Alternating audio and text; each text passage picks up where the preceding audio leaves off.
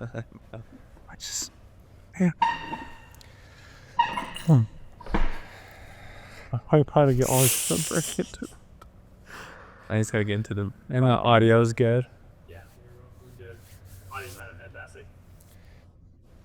Like it's rolling. Just kidding. Bro, let's just talk about that. Let's just talk about what just happened. What just happened? I say we talk about it. You might not use it. I mean, we could just start over too. So who's that in the picture? I can't decide what to do. Do we use what we got? I think you use what we got, and we're just on the wide angle for all that stuff. Okay. Hey. So one of the cameras wasn't rolling. Hey, and so we're just gonna pick up right where we were because I think everything we talked about was really good. We're gonna see a lot of my face. We're gonna see a lot of the wide. Yeah. We're not gonna see any of your face. That's You're okay. a guest. That's okay. Look, it's my whole life, you know. I'm struggling. Can I just say something though? Please. This is such a lesson though of filmmaking in general. I can't even tell you how many times this has happened. Yes. And Cards ruined. Like, dude, bro, didn't push record. That's always the joke. Yes, it is. Wait, we're supposed to push record? Yes, dude. That's the joke. Maybe it's just the universe getting back to me all the time that I said that joke. Yeah, that was your angle. So that was the universe. It is the slapping universe. you in the face. Yeah. You know what? It's about me, not you. Forget it. Gosh, dang it. Hey, It is about you. Your name's right there. Brought to you by Tyson Media. Cool. Well, we'll have a great profile of you. Yeah. That's gonna be great. But now, hey, we see you. It's on. It's recording. Okay, cool. Hey. Thanks for indulging us in like your career, man, and where you're at with Wonder Rush. It's really good. You can tell I'm still dying inside. I know, dude. I know. I'm trying to move on past it. Oh my Hey, gosh. this will be fun to look back on and laugh at when we're 80 and our kids think Exactly. we're not cool anymore. Let's pull up that first podcast. Hey, let's pull up that time you and I Well, recorded. you just wait and look back at all the other stuff that we did, right? Oh, I did. You've been spending some. I've been some spending a time. ton of time into our old stuff. Oh my gosh, you and I have been through so much together. Okay, so anyway, continuing on.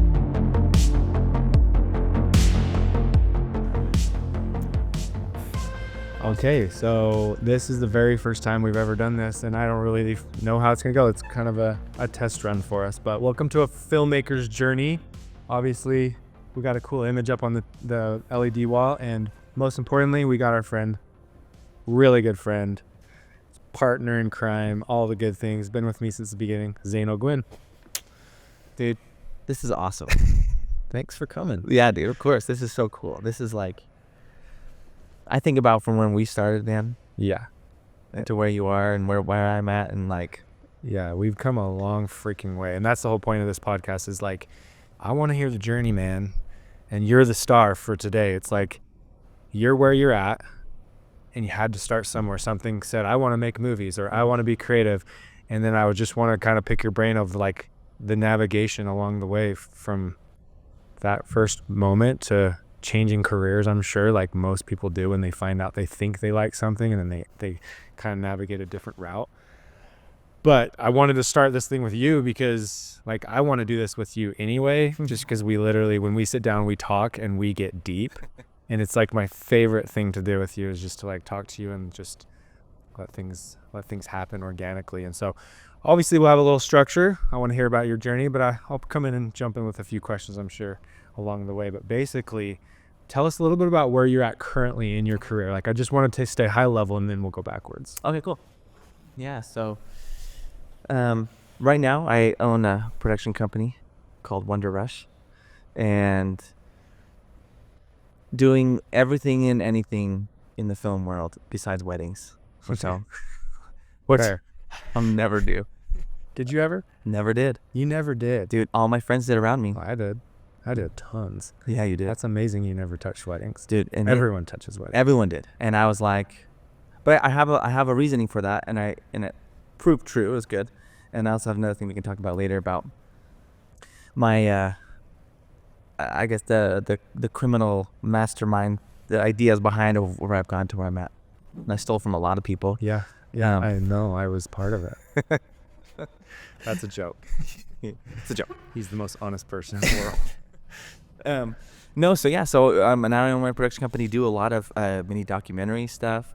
Been doing a lot of writing, which is a part of my career that I never thought I would be doing. Yeah. And that's kind of like one of the main parts of my career is writing and directing. So And so you're at Wonder Rush. What does that look like? It's a name, but like, Yeah. what is Wonder Rush? So Wonder Rush is a production company. Basically, what it means right now, because I just started 2 years ago. 2 years this month, actually. No way. Actually, we started the same month. I started 4 years ago. Oh, really? Just In made it. December? In December. No way. What day? I don't remember. Mine was the 12th. Dude, I want to say it was mid, but I don't remember the date. Very close. We'll just say it's the same. Dude, that's crazy. I didn't know that. So 2 years ago. Yeah, 2 years ago. And really what it looks like is I'm an independent contractor. We feel that. Everybody's there. I started a business. Yeah, it's like, I feel like, but honestly, I feel like being fully transparent on what that looks like is, I always like, and I guess like everyone kind of does this, but you kind of put on the front of saying like, oh, I got everything figured out, whatever. But then the more you kind of realize like, I don't know what the heck I'm doing, you know what I mean?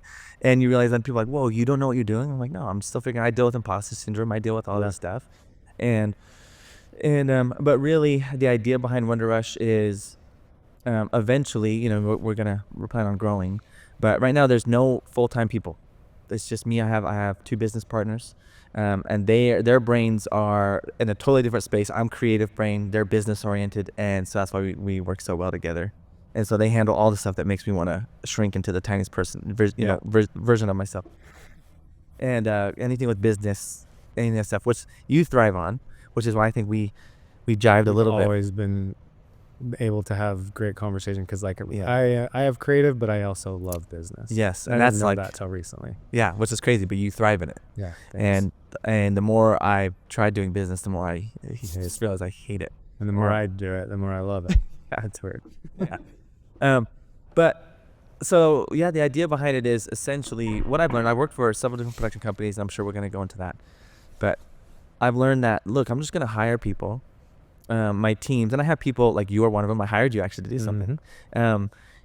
Is essentially that is like, I'm going to just continue to take the people that I love and I'm meeting along the way and say, hey, let's work together. You know what I mean? So Wonder Rush will kind of be like, hey, like we can take care of anything and everything, right? Yeah. Just because of my own experience. And then the people I pull from are people like, oh, he has experience in this, he has experience in that, so those are the people I'm going to pull for this. Yeah. And I think I've learned, and I think, things will obviously, I think will change, but that you don't need employees. Yeah. At least for what I'm trying to do and what I'm trying to accomplish.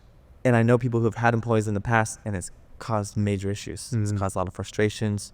And it can be tricky. Yeah. And especially like, I think with what we do, it can be really tricky. So that's Wonder Rush. Yeah, and when you're running a business, having employees is good for certain things, but then for what you do currently, like you are a director, you're a writer, you're super creative, you're like the touch point for clients, for people that need videos, right? They come to you because they know they can get ideas, and that's where it starts. And then you're like, all right, well, let's hire out all the people that are contractors, freelancers, to come in and fulfill the other pieces that you can orchestrate. And because that's what you do so well at. You're a director, you orchestrate everything, but it starts with you. And that's why I think Wonder Rush is great for you, because, if you're going to start a business as a DP, it might be a little more difficult because you got to like go hire a director to start the project. So anyway, good job, Zane. You're doing great. Thanks, man. No, it's interesting. And I never thought about that when you said, well, you're a director and you orchestrate, and I really do love that. Yeah. I love that part of it. I genuinely love people. Like, yes, I really do. And the thing is, it's like, and I love, when I'm like, oh man, Tyson's good at this. And so it's like, I'm going to put Tyson in that role. Do you know what I mean? And he's going to shine, and it's going to make him look good. It's going to make him feel good. You know what I mean? It's going to be fulfilling for him. And that's kind of like, my mindset is like, man, there's enough to go around for everybody. You know what I mean? If it makes sense. So. And it's vice versa. It's the same reason I hire you, because you're good at what you do. And so obviously I have relationships business wise. So I have a touch point first, and then I go, okay, now I need an idea. Come to Zane. So it's been fun because we've worked together, but now we're like partners, and we're able to work with each other and grow each other, because we want lifestyles that, and I'll speak for you, we can hang out with our families, and this allows us the flexibility to do that And that's a huge part of getting to the point that we're at, is the lifestyle. So that's cool you're there. Speak a little bit about your lifestyle just real quick. Yeah, sure. Like how it's supporting it as a business owner. Yeah. So, and honestly too, I would say if you were going into film, I would say look into becoming a business owner, or, honestly, I don't think I could ever go back to working for somebody. Yeah. Like I couldn't, like, I wouldn't even really fathom how to do that. It would be hard because, my business partner, man, he has done several things, has his hands in a lot of things. He's creative in the business world. I mean, he's kind of a jack of all trades kind of guy, but he really, was like, Zane, I promise you. He encouraged me, right? And he'd be like, look, I know this is scary. It's a scary leap. And it was always a decision between Brooke and I. And I remember I consulted you on it too, because I was actually at Tyson Media when the whole thing happened. And really what's most important, and we talk about it all the time, me and you, is that at the end of the day, like, look, when I'm on my deathbed, I'm not thinking, I wish I would have directed that feature film. Yeah. I'm not going to care about that. Like, I'm going to be like, I wish I would have spent more time with my wife. Yeah. I wish I would have been there for my kids and been to their activities, seen them grow, you know what I mean? Been at, that kind of stuff. Like, that to me is everything. That's everything. Yeah. And then this just supports that everything. Yeah. And at the same time, it's so fulfilling. With me, and maybe other people will resonate with this, but I talked to you about this. I feel like when they say, oh, you have a gift, right? Like, that's kind of saying, right? You're very gifted, whatever it is. I can't remember where I read it or heard it, but it was like, no, when you have a gift, that means you have a responsibility to give it away. Like, it's not a gift for you. That's not what the meaning of it is. It's like, no, the gift is that I have something and I'm like, I don't even know totally what it is. Yeah. But I know I need to give it away. Yep. Because it's weighing down, and it's like part of that fulfillment aspect of it. Yeah. And that's what film does for me. That's what Wonder Rush does for me. It's like, man, so then I'm also a complete person for my family. So it's like, yeah, I want to spend time with my wife and my kids, but they don't want a shell of Zane. Yeah. You know what I mean? They want Zane. And if they're only going to get a shell if I'm doing something 9 to 5 that I feel like I hate, that I'm miserable, and I come home and miserable every day, like, that's not what I want either. So yeah, maybe it's a little bit more security. Yeah. But I don't know, and seeing, and I'm being totally honest, and not just throwing your head up here, but bro, like, you, exactly. No, but you've been an example of where I'm like, I can't believe Ty's doing that. Like, that's scary. And I remember those days when you were grinding so hard. Yeah. Do you remember when it was a surprise birthday for you? Oh my gosh. I'll never forget it. At your townhouse, bro. And I have the video of me walking in just completely toast. Dude, it was like, because I remember seeing you here and there, but you were like, talk about both ends, you know what I mean? You didn't have wicks on both ends. You had like wicks, like, all through the candle, the both ends and everything. You were burning this thing. Those are the days. And anyways, and I was like, man, Ty has put in the effort, put in the sacrifice, and that was an example to me. As much as I didn't say it at that point, do you know what I mean? But it was, and I was like, man, like, me and you have, like I said, we've been hand in hand on everything. Yeah. Through our career since college. Like, we met in college. Which is where it kind of began. I mean, we definitely wanted to do things before that. While we were in college, sure, it really started. But me and you started there. Yeah, for sure. Like, way that far back, and anyway, so it's cool. And so I would just encourage anybody who's, if they have a similar goal, it's interesting because, I mean, everyone has their own thing. Some people don't care as much about family time, that stuff, which is fine. Like, they don't find that fulfilling. They don't find. I'm not saying you're a bad person. But for me, and I know for you, that's what it's about. Yeah. That's what it's about. And that's like, I want you to kind of touch on we're kind of really hanging on to where you're at currently, and we'll get into the beginning. But I love the idea of starting a business so that you can have more time, but at the same time, that's so contradicting because I was actually just at the dentist, and he's like, so you working next week? And I'm like, I was like, well, my company's not, we're taking it off. He's like, oh, cool. I was like, but I'm working. And he's like, oh, really? I was like, yeah, sounding like being a boss is fun until you're the boss. And then you realize you just have to work all the time. You're never not working. It depends on the business. But in filmmaking, we have clients that need things over the holidays. So I'll be on call essentially. So what I'm getting at is you're a one-man band, and a lot of what I'm trying to teach, and I haven't really talked to you about this, but with this whole Tyson Media Pro thing, is and this isn't for everybody like you said, but like I want to get people to the point where they aren't doing everything, and then they can now make money while choosing what they do. So you have to do all the writing. You have to direct. And this is a stepping stone. And maybe you do get there. Maybe you don't. Maybe you're just fulfilled with where you're at.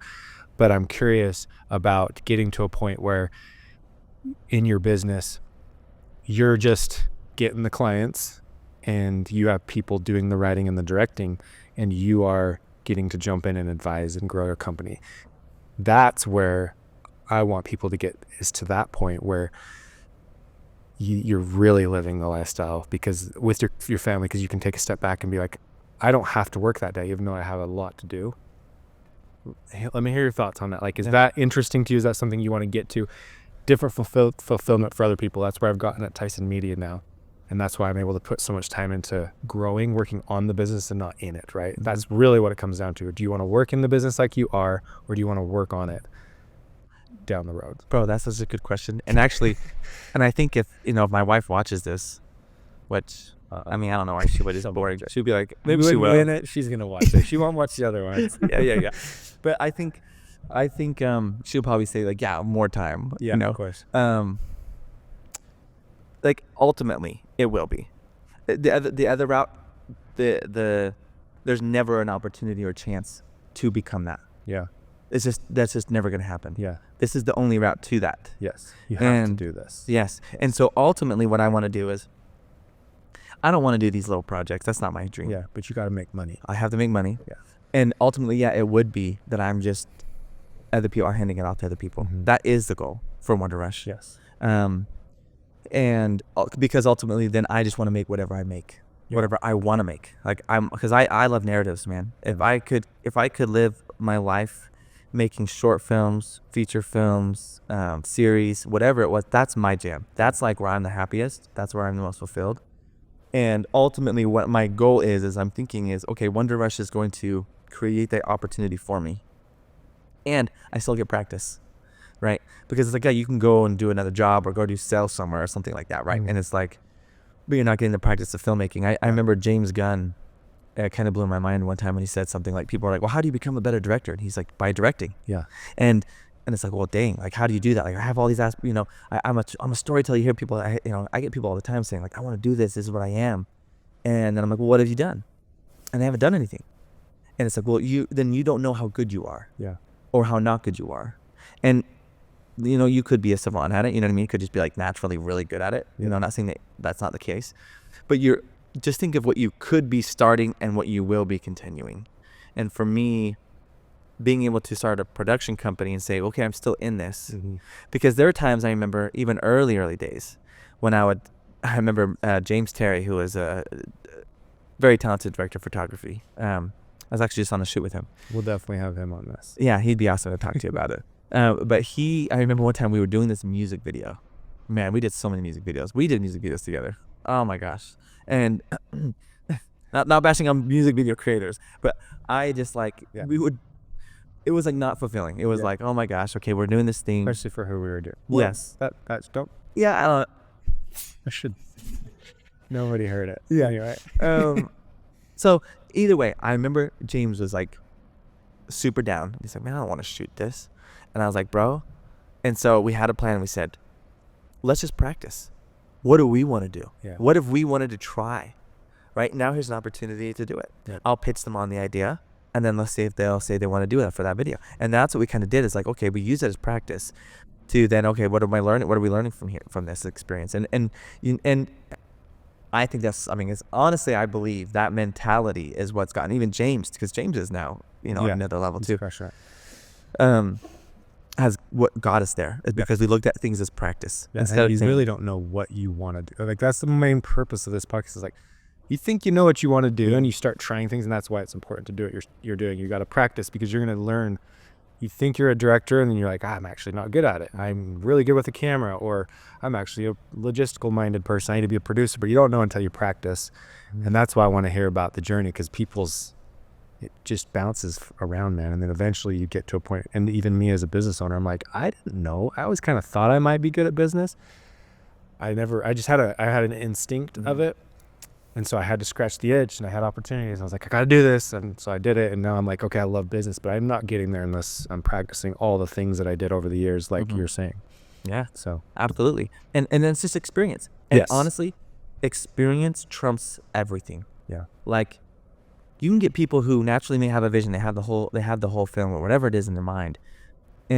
But being on how many sets now and working with countless different crew members, communication is so hard. Yeah. It's so hard. I mean, here's the case in point. Be married Yeah. for any amount of time, and you're going to learn. Never ends. Yeah, you're going to learn that Changing. communication is challenging. And it's like it shouldn't be, right? But there have even been times when me and you will get so far, right, into a thing. Yeah, we're seeing it. And then we get on set and we're shooting it. And I'm like, well, wait. Why is the camera over there? Oh, because we talked about it being here. I'm like, oh, you know what I mean? Yeah. And- We didn't communicate correctly, and maybe the way we should have, or it just didn't communicate at all. Exactly. And even you and I who have worked together for how long? Yeah. It still happens. And the thing is, what our experience led us to believe is like, okay, now we know how to solve the issue though. Yeah. And we can come to terms. And storyboarding is a big help for, That's why storyboarding is there, is for people that don't have minds like us to see what we see. Because that's one thing I've learned is like, you just assume people see what you see in your head. Yep. You're painting pictures in your brain, and you start to learn how it's not obvious to people. Yep. And so you have to have storyboards. It's wild, dude. It is crazy. It's wild. And communication is huge, and experience is huge. And I think experience is just going to help you be a better communicator. Yeah.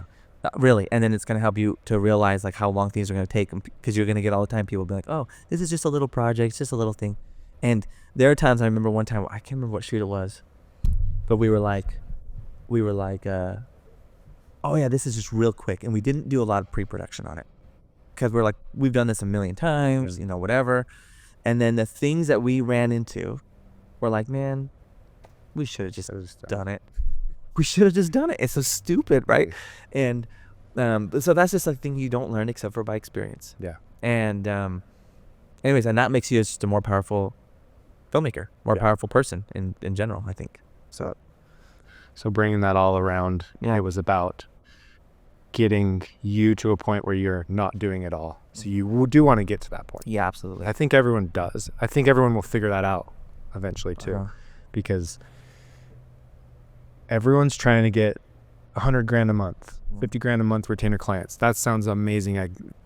You do it and you get there, and it's like, now I have no time. Uh-huh. Now I'm a business. Now I'm a freelancer. I'm not a business owner. I'm self-employed, which is great. But then when you start adding kids into this scenario and a wife, you have to In that order, right? Yeah, exactly. In that order. And so anyway, a little plug. That's what I'm trying to do at Tyson Media Pro, which is I want to teach people the systems and the processes and the philosophies to get them to that point. And so much of it has to do with what you're saying, and that's communication and learning how to do that. And that's just a total left field comment, but it's like communication and being able to do that is like the foundation of clients, building a team, culture, and that's how you build and you get to the bit where the business is self-sustained, and you're now able to step back and run it. And I want you to get there. You're going to. I've always kind of asked you that same question, I think, many times. Is this really, you just want to do this? It's like, I want to be a narrative, director and writer, and but you got to make money. So it's like building this foundation, which is what Wonder Rush is, and getting that to a point where, it's making money, and you're now able to just watch it make money and fulfill your ways in other ways. And that's where I'm at now with my fulfillment, is like, I've been on this journey of purpose and fulfillment as my company kind of freed up my time. It's like, cool, I don't have a ton of time. I have so much available time now. I took like 2 weeks and I really just enjoyed it. And then it was like, what's the next thing? Here we are. Yeah. Doing this podcast plus the whole Tyson Media School. Okay. Well, before I jump into the next question, I just want to make sure everything's okay, Logan. And the cameras stop at 30 minutes. Okay. I would just go ahead and do a cut, and then I'll ask you the next question. You know what's interesting is I think this idea of communication, I think we just stumbled upon a key point that, because I remember you and I talking about when you're talking with dealing with employees, right? It's like, well, if the company knew that I'm not doing it and this person is doing it, and it's like, well, wait a minute, they can't, because can you imagine that person going to talk to that company? No. It wouldn't work. Yeah. This camera never got recorded. It's all right. We got lots of angles. I'll do it. Why? I don't know. It was recording when I came over here, like the red light was on, and then it. Well, how far did it go? Did it never record it ever? 2 minutes. Oh. It's all right. You got wide angles. No. Do we need to start over? I'm trying to start over. Dude, I have all the time. Okay, so anyway, continuing on. I'm glad I stopped though Yeah, I know. to like Good call. find out. Okay, so back to like the journey. Mhm. Okay, which as you were talking, I thought it was kind of interesting, and I thought this is interesting. I got a tattoo that says "It's the journey," Mhm. and it's on my leg, and that was before I started any of this, because it has been so much. That phrase and just the word journey, not even it's the word, it's just the idea of the journey has been so important to me in my entire life, because everyone's talking about the destination. Everyone Mhm. talks about getting to that golden goose, or that I've made it. And Kobe Bryant said it best, man. It's not the destination, it's the journey. And so I was like, I want that tattoo on me. So I got it's the journey, because it's the dash between the two the dates. day you're born, the day you die. It's everything that everyone you work with, all of the relationships you build. And that's like when I started my business, that's what I like. That was the thing that I like built my foundation on, was relationships. And that is part of the journey. Like you don't just get to the golden goose or the big paycheck or you've made it, you're famous, until you have the journey. And you want to make sure the entire way you are helping people and you are doing fun things, you're having experiences, you're building a life. And I'm going to get off my pedestal now and stop talking about the journey. But man, this is so important to me about what we're going to get into, which is your journey. And it's going to relate to filmmaking, because that's more, I mean, that is ingrained in your life from the beginning. So let's go there. What inspired you to get into videos and making film and being creative? You're already creative, but what was the little thing that started it? What sparked it? Bro, I mean, I can look back as far. Oh, I don't know how old I was. I think it was in elementary school still. I mean, I wanted to do, I did plays, right? Because I always wanted to be an actor as well. That was another thing that was part of my beginning of my journey, is I wanted to act. And I wanted to be an actor, and but I also then really loved just the film in general, like watching the behind the scenes. Another little small part of my life that some people know, is I do magic. And I've done magic since I was about 6 years old. And filmmaking is just magic tricks. That's all it is. And so it was kind of like, oh man, we can make it look like a lightsaber appears, right? We can make it look like all this stuff, and it's just a magic trick to me. Yeah. But then That's a good point. I've never thought about that. Editing is magic. it's just a big magic trick. And that's why, yeah, dude. Isn't that weird? You're a magician, but you just incorporated film. Exactly. interrupt. And that there's actually an Just argument. clicked. There's actually an argument in the magic world if camera tricks is considered a magic. Totally. Right? But it is. Camera tricks, editing tricks, all that. It's Yeah. magic. Wow. I didn't realize that. Yeah, dude. It's just illusions. I'm a magician. Yeah, dude, you are. You've always wanted to be. Oh my gosh. You're I'm so much further in my life than I thought. dude. You can go home Maybe- and tell your wife, baby, I love to do magic. I love to do magic. No, so, Sorry to totally take that out. No, bro, but your that's- flow. I think all these things kind of had influence on me. And of course, dude, like I remember being a kid, and this is the thing. I've watched enough filmmakers, enough people, and they can talk about like I was born blah blah. I don't know. I'll say that stuff for my mom. You know what I mean? Who cares about that stuff? But for me, like I said, I feel like it was the small things that kind of built up to the full realization of that this is genuinely what I love to do. Yeah. And like it did start when I was small, and I have a lot of people in my life. I've been graduated from high school now for 20 years. 20 years, dude, was this year. And what's interesting is I've had some people reach out. It's like, Zane, you are one of the only people that said that they wanted to do this and actually did it. Yeah, I hear that a lot from high school friends. Yeah. That like that was like something I want to do, and a lot of people are like, that's not a career, especially if you're on social media, which I was like getting into the YouTube world, and like that was 2012, 11, 10. It wasn't a career path. So well, and even before that, dude, there was nothing like that. It wasn't even that. Yeah. That didn't exist at all, because I graduated 2004, and so it's like, I mean, but again, I always wanted to do acting and directing, and I actually did. I acted in some. I actually acted in a featured extra in a Disney original film called Go Figure. So with Bradley Devine, who are the Devines now. I didn't know that. So yeah, he was nice. It was me and him and how old were you? 18. Oh, so you're a little older. Because Yeah. I went to elementary school with Brad. Oh, you did? What is that? 6th grade? What is that? Yeah, and he was younger. 12. I remember he was younger than me on the set. Yeah, And- he's my age. That's funny. I had no idea. Yeah, and I was like, man, I am pursuing acting, and I took acting classes, loved it, did theater my whole life, and it was really cool because my drama teacher, Agnes Broberg, man, she was such an amazing influence on me. There's a lot of teachers that helped me and helped me and encouraged me, like to say, hey, keep pursuing what you want to do with the creative world, and especially in film and stuff. And acting, and but she let me direct scenes in our school plays because she knew I wanted to direct. Cool. So I got this like, I'm like, I don't know what I'm doing, you know what I mean? But it was like, how cool is that? No one does that. Like I never heard that before, and like the fact that she gave me that opportunity to direct scenes, she's like, okay, Zane, you're gonna direct this whole scene, So I staged it, and I mapped it out, know what the scene was about, and amazing, right? Like, so cool to have that. Yeah. And then honestly, too, my parents.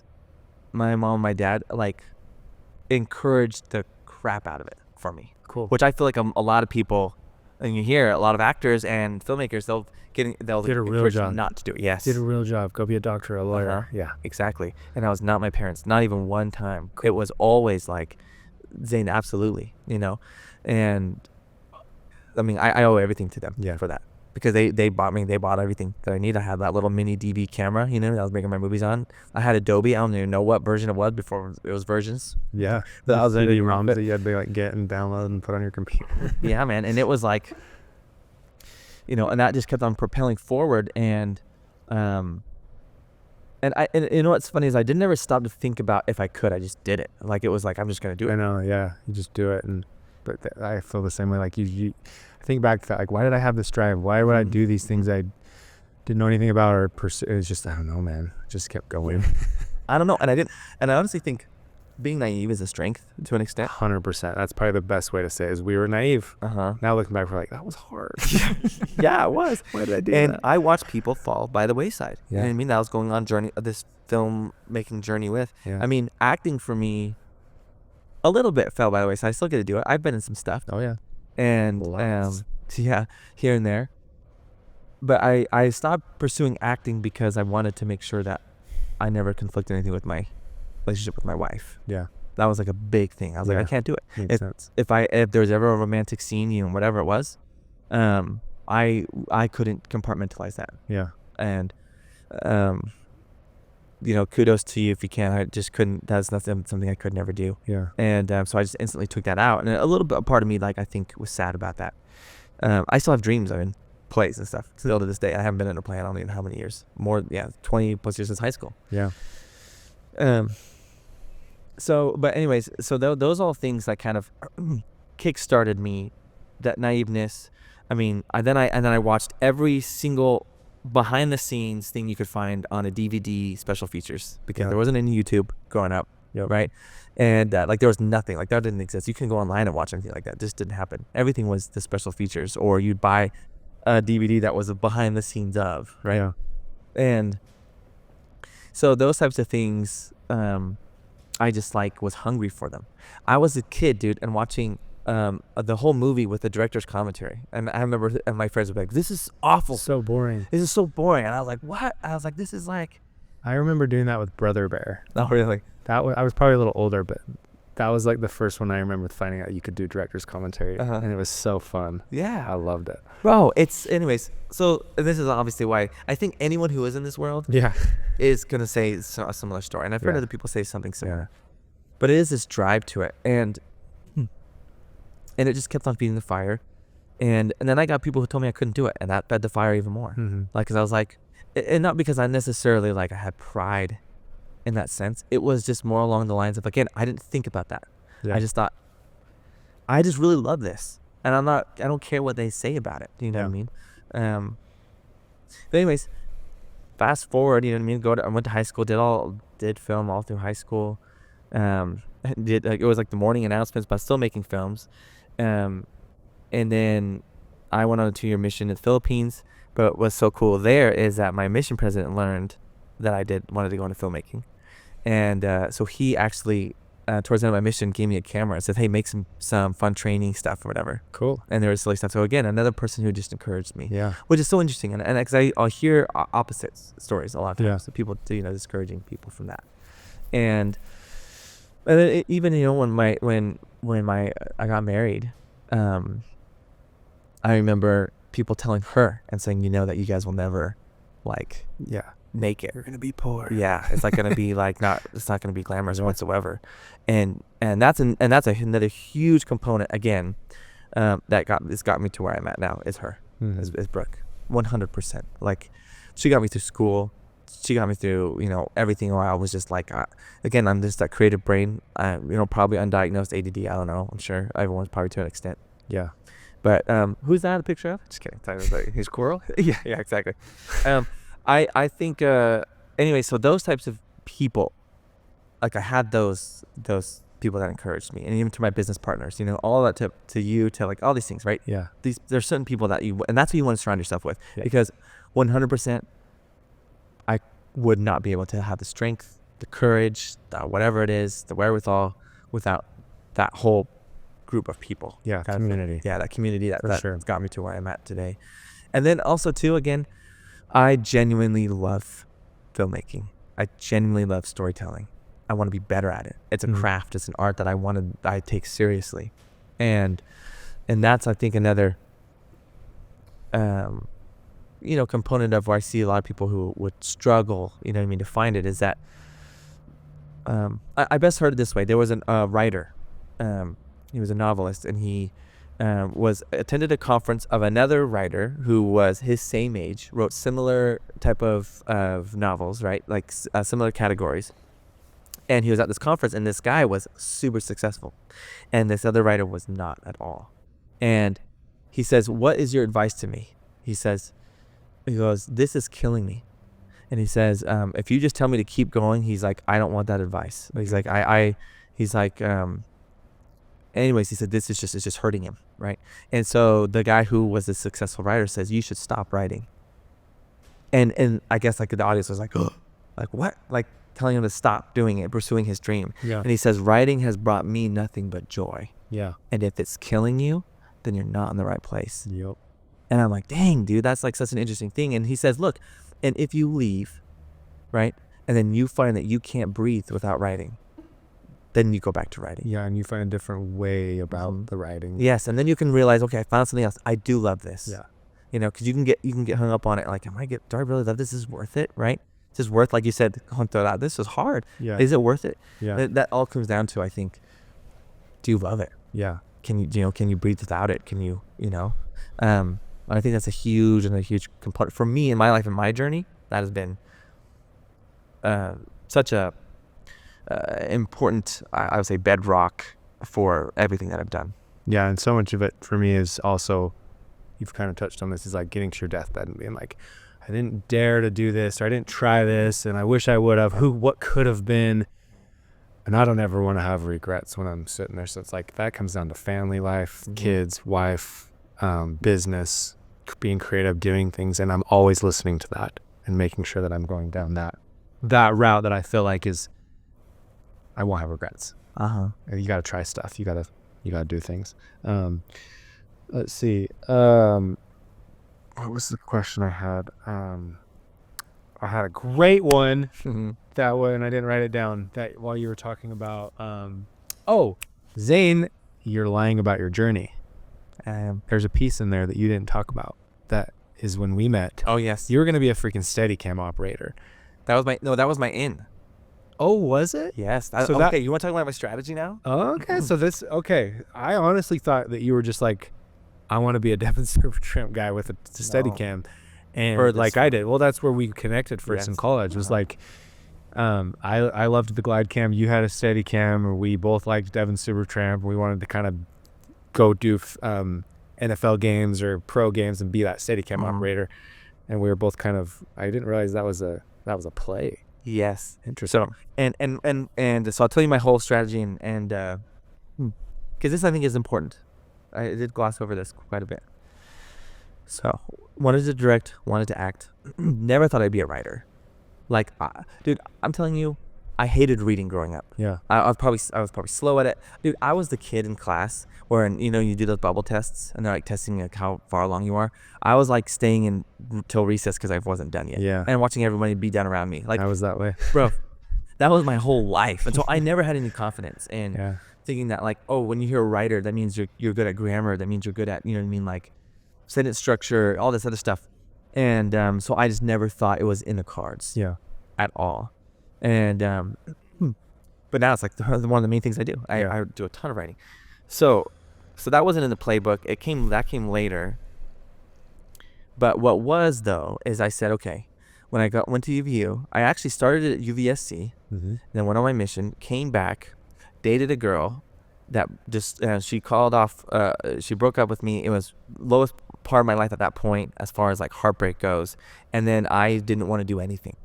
Like I stopped film, I stopped everything, and I was like, what am I gonna do? Well, I kind of like psychology. I kind of like maybe going into the medical. I like people, I like helping people. You know what I mean? Trying to like do this stuff, and I tried everything and anything but film. I was like, I'm done with it, and because I was just broken. I was just like broken, heartbroken. Everything about me was broken, and I mean, I owe a lot to my faith too on that, how I came over that. But then it was again meeting Brooke, and I was at a job that was paying pretty good, and I was miserable. I was dealing a bit with business people, and like probably could have worked my way up pretty good, in a good situation, and I was miserable. Like every part of me was miserable. And Brooke's like, you should go back to UVU and get your degree in film and can pursue it. And I remember I dated a girl at one point, and she said my dad would never let me marry a filmmaker. Oh my god. Yeah, and it was like straightforward, and I was like, oh, dramatic. Yeah, it's super dramatic. But and then I get this woman who is just nothing but encouragement. Yeah. You know what I mean? Nothing but my happiness. Nothing but so we had to move into her parents' basement. You know what I mean? Because like, well, how are we gonna afford this? All this stuff, all these steps backwards. I was like, well, I had this great job. Okay, I gotta step these steps backwards, right? All this stuff to pursue again, and then it was like, oh my gosh, it just started burning. The flames started on full blast. But then in the film program, instantly what you see is you just see competition. Yeah. Right.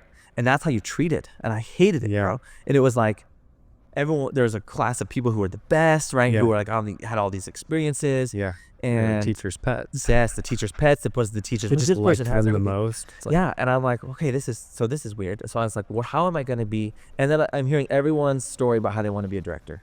Okay. Yeah. And I'm like, great. Like, I'm going to say I want to be a director. I'm like one of a million now. Yeah. And so my grandpa actually, he said, Zane, what would give you advantage in life, he says, is become really, really good at one thing that will set you apart. And what I noticed is that everyone was shy of Steadicam, because this is before gimbals, like electric gimbals. This was all like you had to balance stuff, and heavy. Yeah, it was heavy. And the first one I had was that Merlin. It was kind of like a C, you know what I mean? And it had some weights here, and nobody touched this thing. Yeah. And I remember talking to the person who was in charge of the equipment, and he said, yeah, nobody does this. And I said, okay, this is going to be my in. Was doing Steadicam stuff. So I would just rent a Steadicam, and then I bought a Merlin off of eBay. Yeah. And putting the bids in to get a Merlin, and then again just kept practicing because I wanted. It was something that I'm like, okay, how am I gonna get on these people's sets? And that was my end. I was like, oh, Zane can run a Steadicam on it. I didn't know that.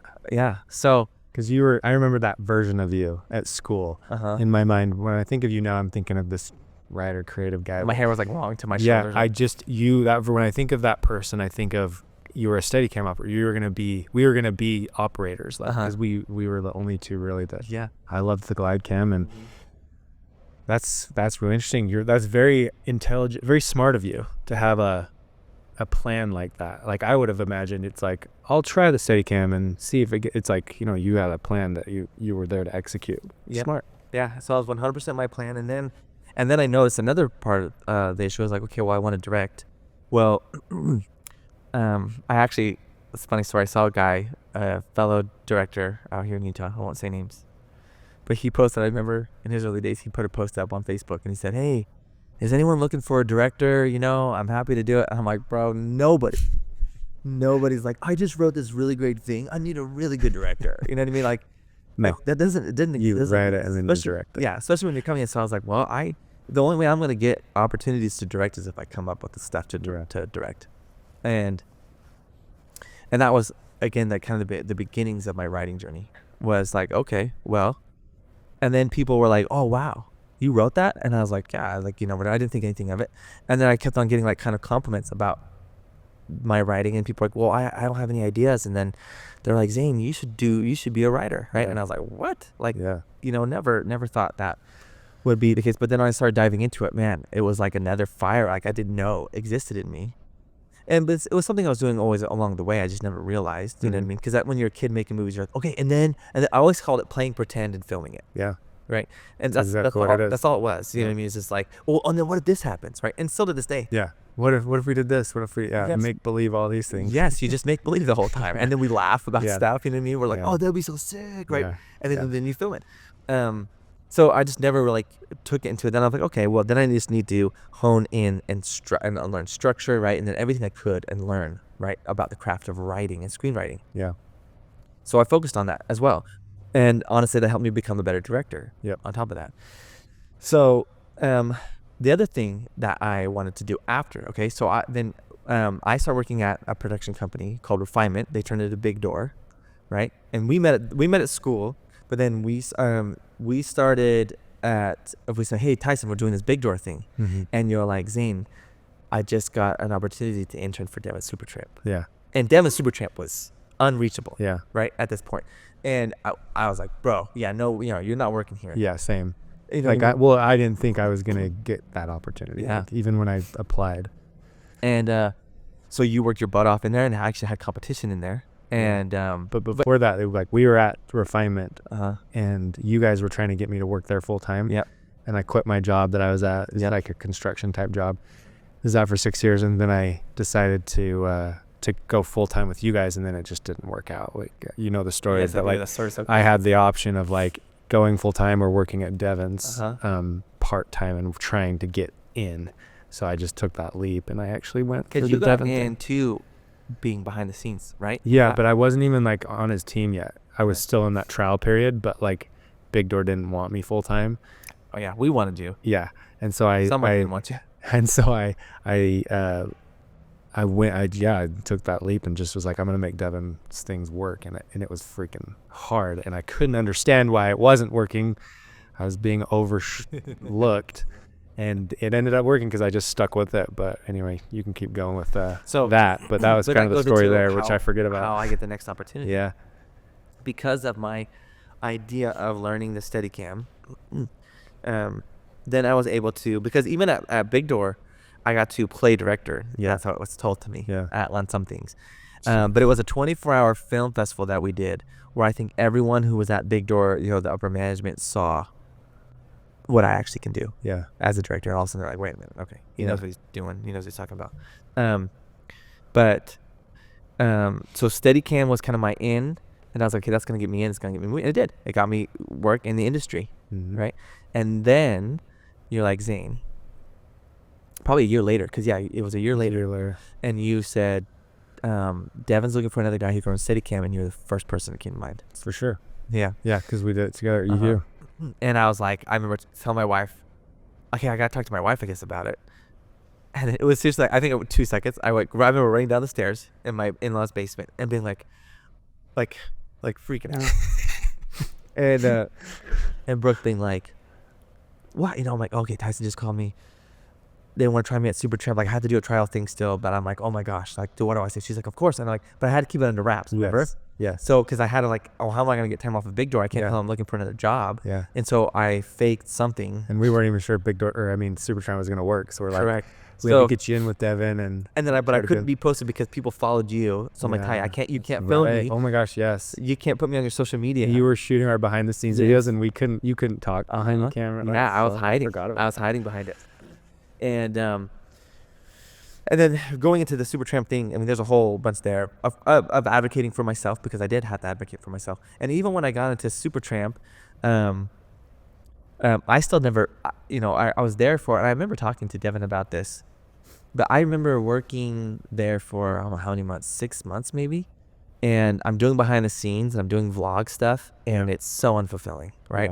Yeah. And I'm like, I'm questioning this. Like, I'm like, what's going on? And Devin, even, I felt like, I mean, I had met Devin several times, but I remember I would tell my wife, I said, I've met Devin, but I've never met the real Devin. Yeah. Like, he doesn't know who I am.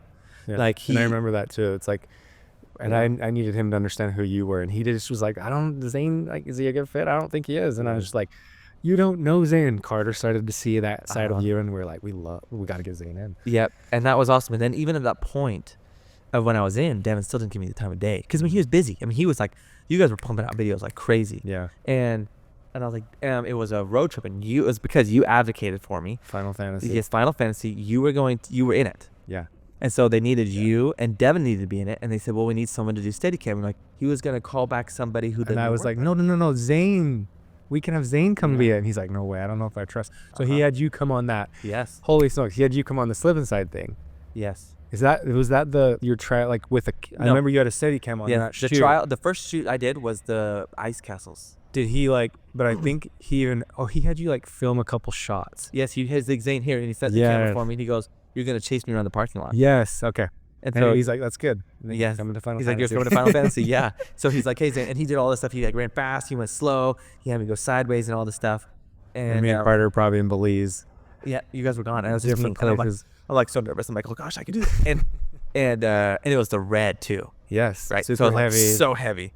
Fully weight. It's like 30 pounds. Yeah. And anyways, I passed. So I got to go to Final Fantasy.